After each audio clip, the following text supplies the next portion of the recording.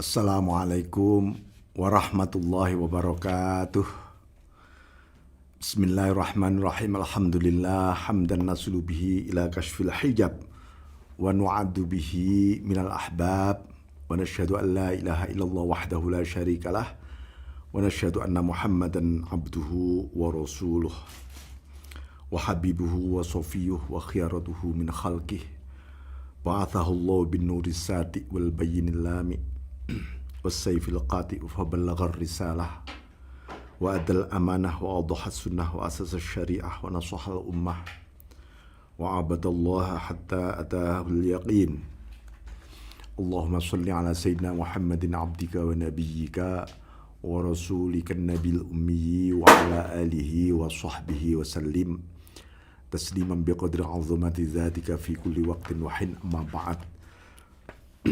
Qala Rasulullah sallallahu alaihi wasallam, ahibbullah lima yaghzukum bihi min ni'amih wa hibbuni li hubbillah wa hibbu ahla baiti li hubbi. Cintailah Allah karena Allah telah memberimu banyak kecukupan lahir batin dari nikmat-nikmatnya Allah. Ya, jadi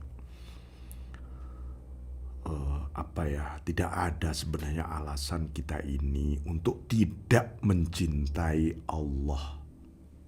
Allah itu sebenarnya sudah memberikan fasilitas apa saja kepada kita, lahir dan batin, cuman kita tidak pernah menyiapkan diri untuk menerimanya.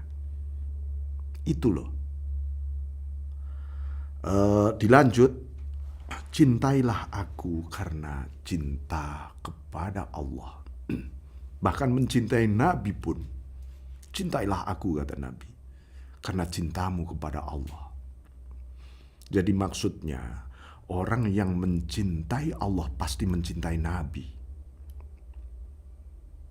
Orang yang mencintai Nabi dengan sebenarnya, pastilah karena cintanya kepada Allah Subhanahu wa Ta'ala. Bagaimana dia tidak mencintai nabinya ketika dia mencintai Allah?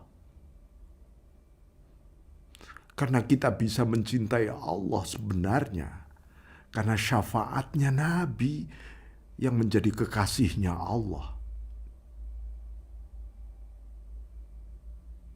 Ya, maka sampai Allah memerintahkan kita, diperintahkan betul kita ini bersolawat kepada Nabi. Semata karena solawatnya Allah kepada sang Nabi ini. Jadi ketika kita bersolawat kepada Nabi, sebenarnya kita pun sedang disiram oleh solawatnya Allah. Berkah Kanjeng Nabi Sallallahu Alaihi Wasallam.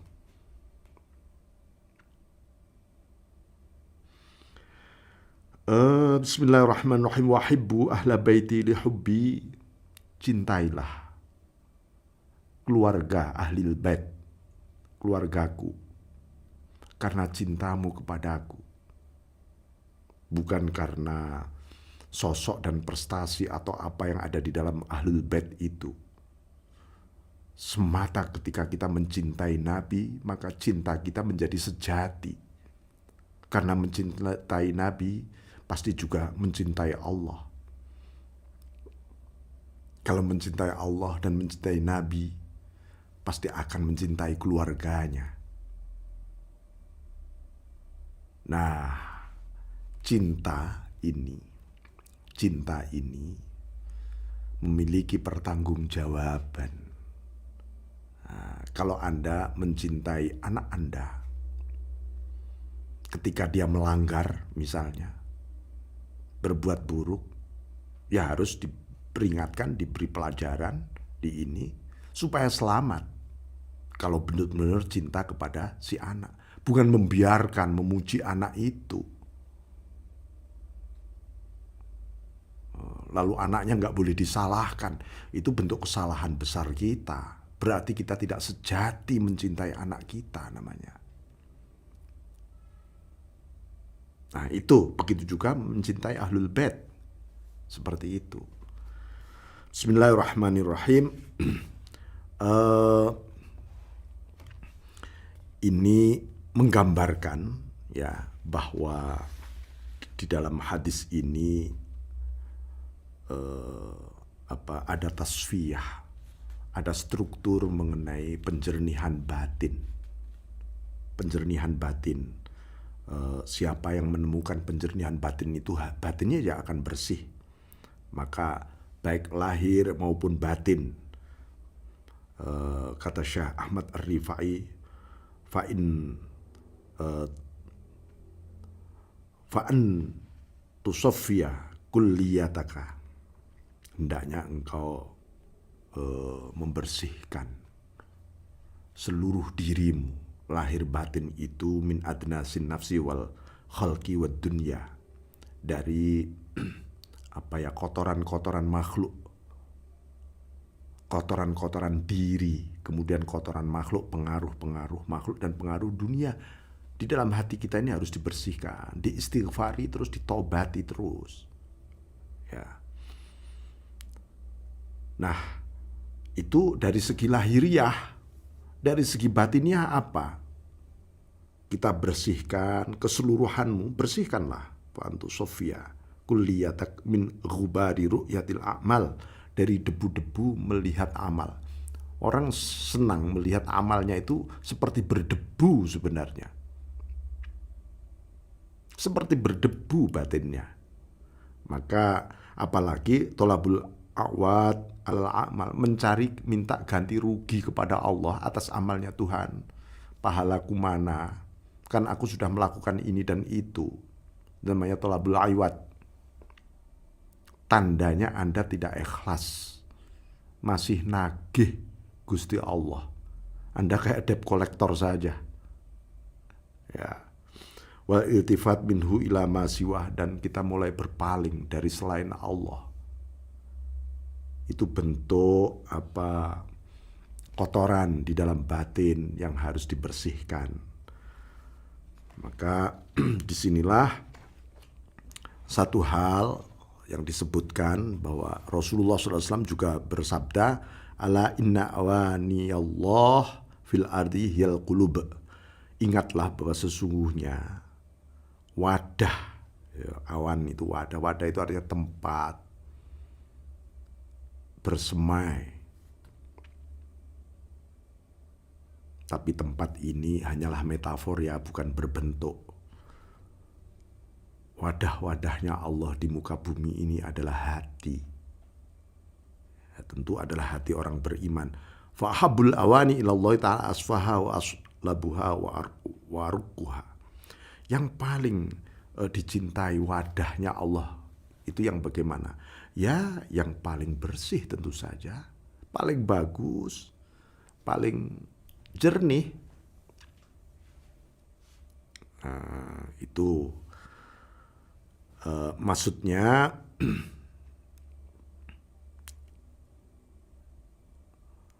jadi seseorang ini hatinya senantiasa ketika muraqabah itu dalam kondisi jernih. Sebab kalau muraqabah kepada Allah hatinya enggak jernih, tadi yang muncul isinya ngungkit Gusti Allah. Tuhan, saya kan sudah berbuat begini begitu, mana buktinya? Loh, itu loh. Itu tanda-tanda hati kita memang sedang tidak bersih sebenarnya. Nah, itu maka Yusuf bin Husain rahimallahu ta'ala mengatakan lamastaghala qalbu Maryam bihubbi ibniha sami'tu sautan lamma kana sirruka sofyan lana kunna narzuka fisyita was-saif min ghairi wasitah wala shiddah wala ana falamma mallaiti falamma mallaiti sirruki anni fala ya'tiki rizquki illa bisyiddatin. Jadi begini, lamma kana sirruki sofyan lana, bukan siruka, ini kepada Siti Maryam. Siti Maryam itu ketika mulai memiliki putra Nabi Isa alaihissalam, senengnya hatinya mulai terbagi. Ya, mulai terbagi. Namanya seorang ibu. Ya. Tapi ketika hatinya mulai terbagi,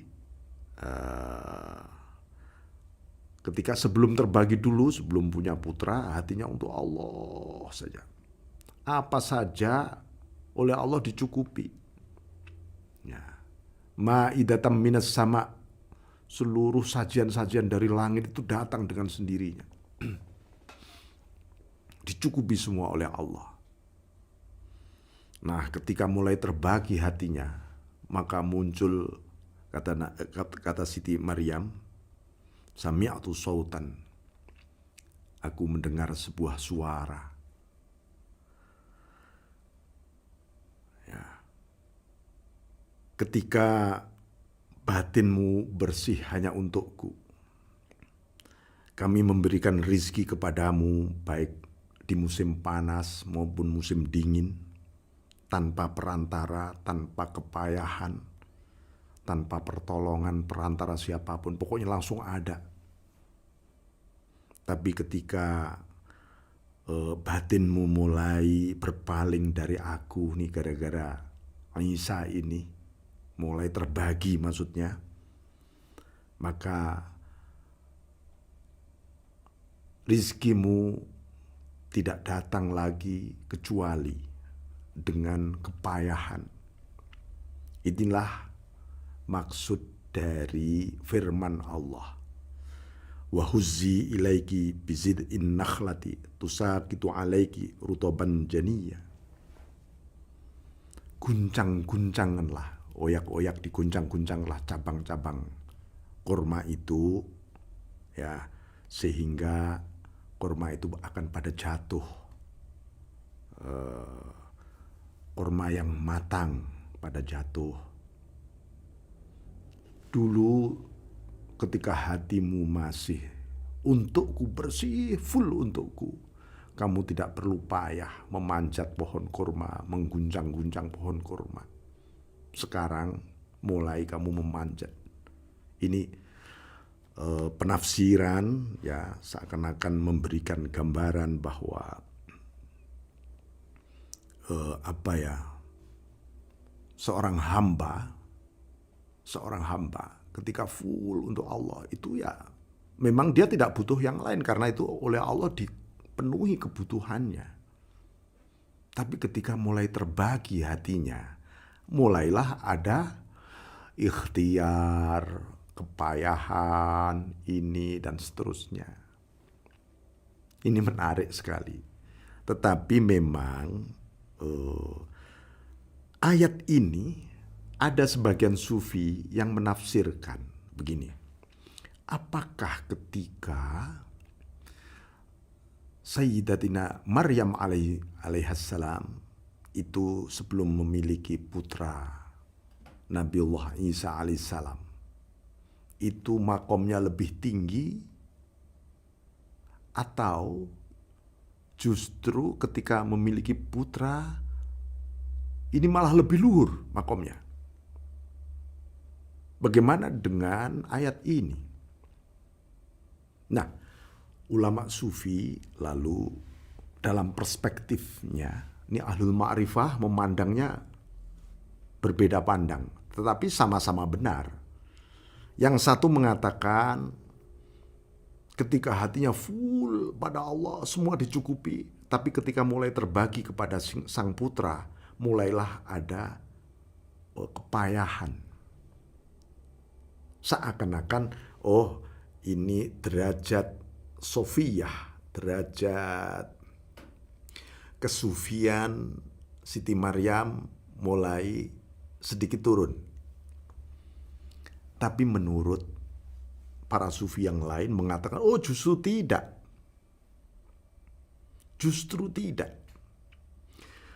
Ketika Siti Maryam memiliki putra Isa alaihissalam dan diperintahkan untuk mengguncang-guncang pohon kurma, dahan kurma supaya pada jatuh dengan segala ikhtiar, ini justru naik derajatnya. Apa? Inilah tahqiqul haqiqah bisyariah namanya. Mewujudkan dunia hakikat dengan syariah.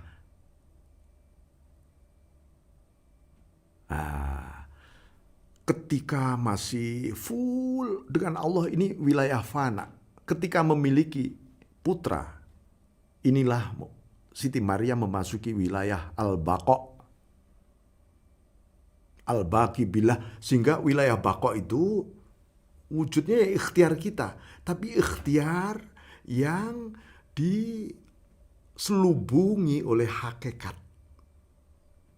Hakikatnya adalah semua ini darimu Allah. Engkau memerintahkan ini, perintah memenuhi perintahmu ini lebih aku cintai dari jatuhnya pohon kurma ini. Ya benar, jatuhnya buah kurma kok, pohon kurma, maaf. Nah itu ya, itu bedanya orang yang bersyariat saja tanpa hakikat dengan orang yang mewujudkan hakikat dalam manifestasi syariah. Ini pelajaran yang sangat agung tentu saja. Ketika kita berikhtiar, bersyariah namanya berikhtiar itu. Pandanglah ikhtiarmu ini karena sedang mendapat dorongan cahaya nur anugerah dari Allah, sehingga Anda menjalankannya penuh syukur, cinta, penghormatan terhadap perintah-perintahnya. Allah memerintahkan kita berikhtiar, bersyariah, beribadah dengan segala usaha ini. Nah itu kalau hakikoh menimbulkan syariah. Tapi kalau syariah mencari-cari hakikat, abot, berat. Tuhan, kapan Tuhan? Aku sudah melakukan ini, kapan Tuhan? Gitu saja nanti jadinya. Iktimat pada amal akhirnya. Mengandalkan amal lah, itu nggak boleh. Bismillahirrahmanirrahim. Jadi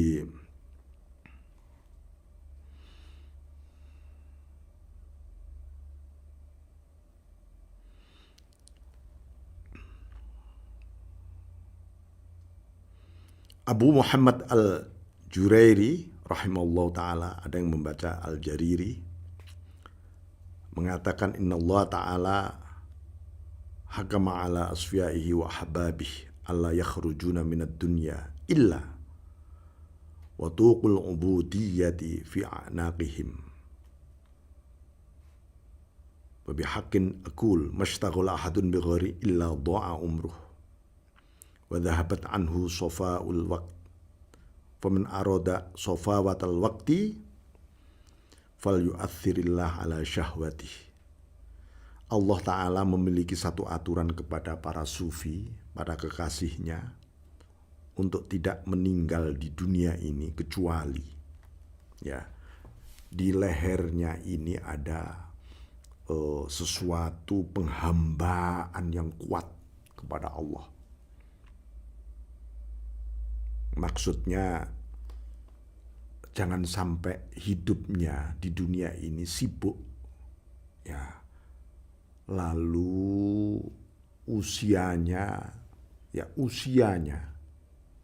terbengkelai, tahu-tahu sudah tua. Ya Allah, bertahun-tahun aku ternyata berburu dunia, bukan menuju kepadamu Tuhan. Nah, gimana kalau memang tiba-tiba Anda sudah dalam usia tua, tiba-tiba baru menyadari itu? Oke, nggak apa-apa. Lupakan masa lalu, lihatlah ke depan. Masa depanmu adalah Allah. Walaupun tidak sepanjang usia masa lalumu, tapi kualitas masa depan bersama Allah inilah yang sebenarnya yang harus kita sadari saat ini. Ya. Wa dhahabat anhu safawatul waqt. Jadi kalau kita membiarkan usia kita ini terlantar, maka waktu-waktu yang indah bersama Allah hilang nanti. Nah, siapa yang sofawatul waqt, keindahan, kejernihan, kebersihan, kesufian sebenarnya ini, hatinya bersama Allah, maka kepingin begitu ya fal yu'thirillah ala syahwatih, hendaknya dia memprioritaskan Allah dibanding seleranya. Ini maksudnya apa? Ya, inilah yang kemudian ditanyakan kepada Wakil Ali Wahidin pada salah satu sufi, ma hakikatu sofawatil aq, sebenarnya hakikat bersih sucinya waktu itu seperti apa? Artinya kesucian hati kita ketika memasuki dimensi waktu yang kita miliki ini. Beliau menjawab tasfiyatul kulliyah, membersihkan totalitas keseluruhan hati kita, jiwa kita, ya. Apa? Li khallaqil bariyah, kepada demi sang pencipta manusia semesta ini. Biwafa'i sidqil ubudiyah, dengan menserasikan kehambaan kita kepada Allah Subhanahu wa taala. Ini. Nah, inilah menggambarkan ya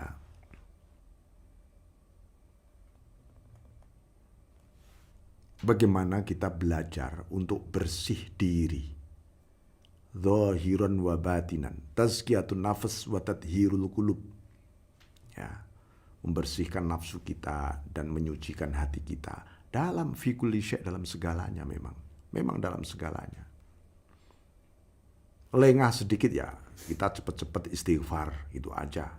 Yang penting kan tidak Anda sengaja. Ya, cepat kembali pada Allah dan Allah menerima. Dan Allah gembira dan bahagia ketika kita kembali kepadanya.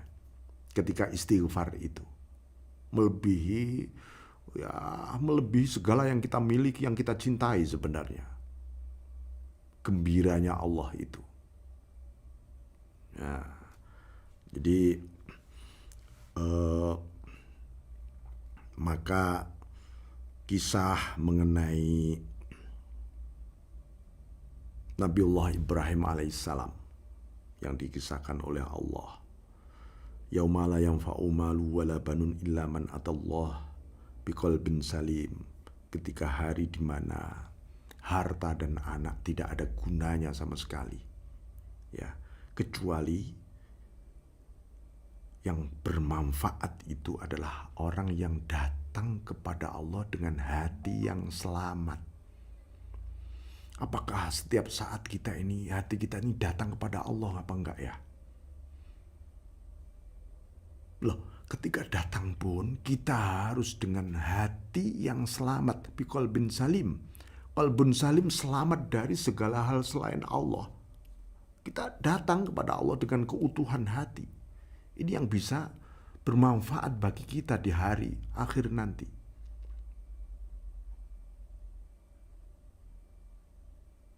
Ya, ini menarik untuk kita renungi, ya. Karena itu Zunnun al-Misri mengatakan innallaha ibadan yablughuna fi darajatis sofa maqaman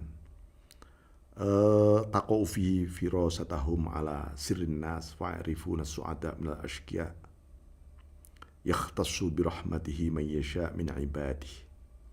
Jadi memang Allah ada hamba-hambanya yang sampai pada derajat asfiya, orang-orang yang hatinya jernih betul. Artinya jernih dari seluruh kotoran. Ini yang membuat hati kita jadi selamat. Qalbun salim, hati yang selamat itu begitu. Ya. Nah, karena itu Allah berfirman, yakhtassu birahmatihi may yasha. Allah memberikan rahmat secara khusus kepada hamba-hamba yang dikehendaki. Artinya kalau Allah menghendaki rahmatnya diturunkan pada hambanya. Hambanya menjadi berikhtiar untuk bersih diri, jiwa, hati, ruhaniyah ini. Sampai selamat hatinya. Itu indikatornya begitu. Ya. Jadi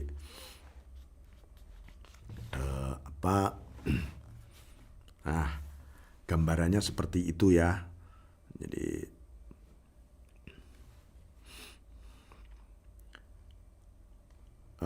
hakikatus sofa sekarang, hakikat kebersihan, kesufian boleh disebut begitu. Itu apa sebenarnya? Wa hakikatus sofa at-takhalluq bi khuluqil mustafa wal iqtida bi ashabih aula ulis sidqi wal wafa wal inqita ilal malikil a'la. Pertama ini banyak hal, metode pembersihan diri adalah berakhlak dengan akhlaknya Nabi. Karena akhlaknya Nabi itu Quran semuanya isinya. Jadi akhlak itu ya bukan sopan santun ini bukan. Seluruh Al-Quran itu loh akhlak. Ajaran tentang akhlak, dan itu terekspresi dari pribadi Rasulullah SAW yang harus kita teladani. Akhlak lahir, akhlak batin. Akhlak batin namanya adab. Adabani Rabbi, kata Nabi. Allah mendidikku adab nih dalam batinnya. Lalu tumbuh makarimul akhlak di situ nanti. Wal iktida bi ashabihi ulis sidqi wal wafa. Mengikuti para sahabat-sahabat Nabi yang memiliki keserasian, kebenaran, keteguhan yang berserasi dengan kanjeng Nabi maupun dengan Allah. Mereka adalah para ulama al-muhtadin, para ulama-ulama billah warathatul anbiya, para sahabat. Ada sejumlah sahabat. Ya, jumlah sahabat Nabi kan ribuan, tapi kan yang di situ mulai meriwayatkan hadis, memberi teladan, memberi ini dan seterusnya, itu yang harus kita ikuti. Wal inqita ilal malikil a'la, lalu memutuskan diri hati kita kepada al-malikul a'la, kepada Allah yang maha luhur. Hatiku padamu Tuhan, hatiku ini untukmu. Maka puasa Ramadan itu salah satu pelatihan kita untuk bisa membangun hati kita agar untukmu. Puasa itu untukku, kata Allah. Ya oke, kalau begitu hati kita ini harus untuknya. Labbaik ya Allah, ya Allah, kami datang hatiku untukmu. Jadi ini adalah hakikat sofa. Hakikatus sofa turhul qalbi ala bisalil imtinan wa istiqamatis sirri wa istiqamatis sirri ma'al malikid dayan. Hakikat pembersihan hati itu ya melemparkan hati kita di hamparan anugerah. Lalu kita isinya syukur aja kepada Allah. Ya Allah, aku melihat segalanya ini kok anugerahmu Tuhan. Apa saja anugerahmu. Lalu meneguhkan batin ini bersama Allah. Ya Allah, aku jangan sampai lepas darimu Allah. Mohon Allah, mohon. Nah itu. Ada lagi wakila sidqul iftiqar ma'a dawamil ittirar wa tarikul ikhtiar ma'a husnil intidhar. Terus menerus butuh pada Allah. Ma'adami dawamil ittiror, hatinya merasa terdesak. Terdesak itu apa? Orang terdesak itu pasti butuh pertolongan. Jangan sampai hati kita tidak butuh pertolongannya Allah, dan itu terus kita jaga. Watarkil ikhtiar, meninggalkan sejumlah pilihan dirinya. Dia melakukan apa saja, pilihannya terserah Allah semua sudah.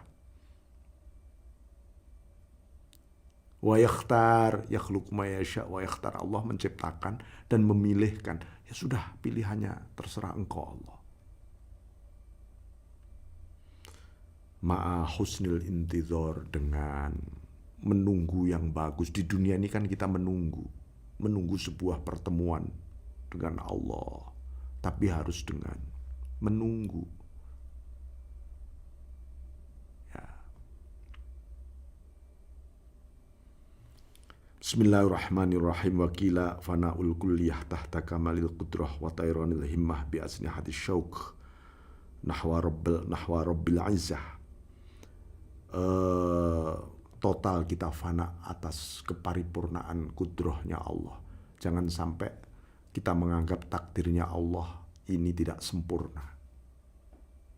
Mungkin Anda merasa tidak puas. Ayo cepat tobat ya Allah. Astaghfirullahaladzim. Sempurna Engkau Allah. Bahwa Anda mohon sesuatu yang lebih bagus harus. Terserah Allah juga menakdirkan nanti yang disebut bagus menurut Allah seperti apa. Itu ya. Makanya menghadap Allah itu jangan ngototan. Jangan seperti orang ngejan ya. Nanti lama-lama kita memaksa Tuhan mengikuti selera Anda. Nah itu. Ini hijratus sir ilallah minal maratib wad darajat wal firar ilallah minal manazil wal maqamat. Tadi disebutkan kita lalu terbang bi'asnya hatil himmah, bi'asnya hatil syauq. Jadi hasrat kita seperti terbangnya dengan sayap-sayap kerinduan. Lalu di sini juga disebutkan batin kita harus hijrah menuju apa? Biasanya orang kan senang dengan derajat yang luhur di depan Allah, dengan level-level ruhaniyah. Ayo kita hijrah dari yang seperti itu. Cepat lari menuju kepada Allah. Ya, dari berbagai makomat, dari derajat yang pernah terimpikan. Wah, saya kalau derajat saya naik di level ini asik nih. Derajat saya level ini asik nih. Ayo sekarang supaya bersih hati kita, jangan pernah memandang derajat, makom, hal, tetaplah kepada Allah. Karena kalau kita memandang makom, hal, amal, nanti kita tidak i'timad kepada Allah. Itu ya. Jadi akhirnya apa ya, kita memang harus menjauhi klaim-klaim nafsu kita ini loh. Itu semua kan klaim-klaim nafsu kita. Kepuasan-kepuasan nafsu itu. Kepuasan nafsu. Jadi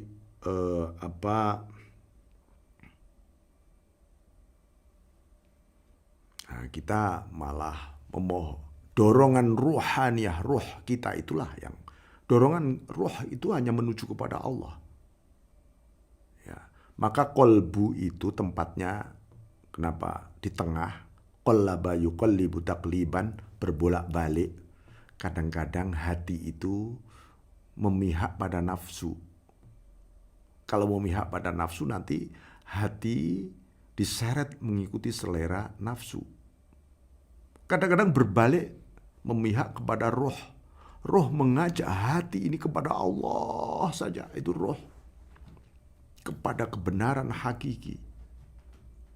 Roh itu. Maka kalau hati kita bersih, suci, nafsu malah mengikuti roh nanti. Lalu naiklah nafsu ini menuju semangat, hasrat, menuju kepada Allah. Patuh betul. Wa ikhmati sifatil basyariyah wa tahta sifatir rububiyah. Meredamkan sifat-sifat manusiawi, kewajaran-kewajaran manusiawi, alasan-alasan manusiawi yang kadang bergolak-bergobar, dimatikan dengan memandang keagungan, kebesaran sifat-sifat ketuhanan. Nah, itu ya, saudara sekalian, soal tasfiyah ini tadi.